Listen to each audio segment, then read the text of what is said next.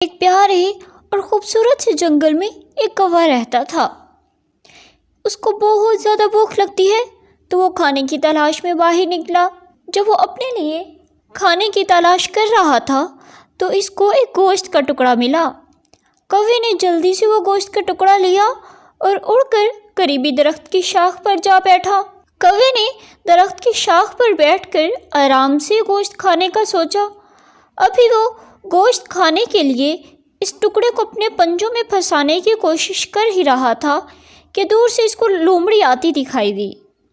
وہ بھی بہت زیادہ بھوکی تھی اور اپنے لیے کھانے کی تلاش کر رہی تھی۔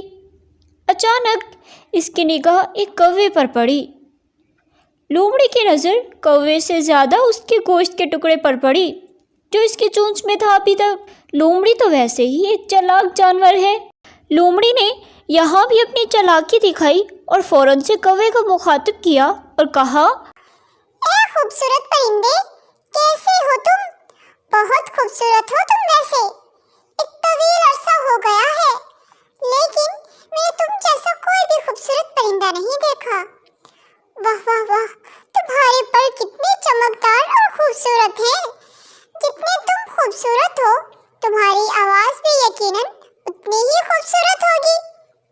میری آپ سے ایک درخواست ہے، پلیز اپنی خوبصورت آواز میں ایک گانا سنا دو۔ اپنی خوشامد سن کر کوا تو بہت خوش ہوا اور اسی خوشی میں وہ کھانے کا ٹکڑا بھی بھول چکا تھا۔ اور دوسری طرف لومڑی اپنی چالاکی سے کوے کی اور زیادہ تعریف کرنے لگی اور کہتی ہی چلی گئی اور کہا، اگر آپ برا نہ مانو تو پلیز میرے لیے گانا گا دو۔ برائے مہربانی میری بات مان لیجیے، پلیز پلیز۔ اتنی زیادہ تعریف سننے کے بعد بھوکے کوے نے لومڑی کی درخواست پر گانا گانے کا فیصلہ کر ہی لیا۔ گانا گانے کے لیے کوے نے جیسے ہی اپنی چونچ کھولی، گوشت کا ٹکڑا نیچے گر گیا اور وہ بالکل لومڑی کے سامنے جا گرا اور لومڑی نے بنا وقت ضائع کیے بغیر اس کو جھٹ سے کھا لیا۔ جب کوے نے یہ سب دیکھا تو اس کو بہت افسوس ہوا، لیکن اب تو بہت دیر ہو چکی تھی۔ اور دوسری طرف وہ لومڑی کوے کا شکریہ ادا کرنے لگی اور کہا، مجھے وہ چیز مل گئی جس کے لیے میں نے تمہاری خوشامد کی تھی۔ اب میں جا رہی ہوں، پھر کبھی انشاءاللہ ہماری ملاقات ہوگی۔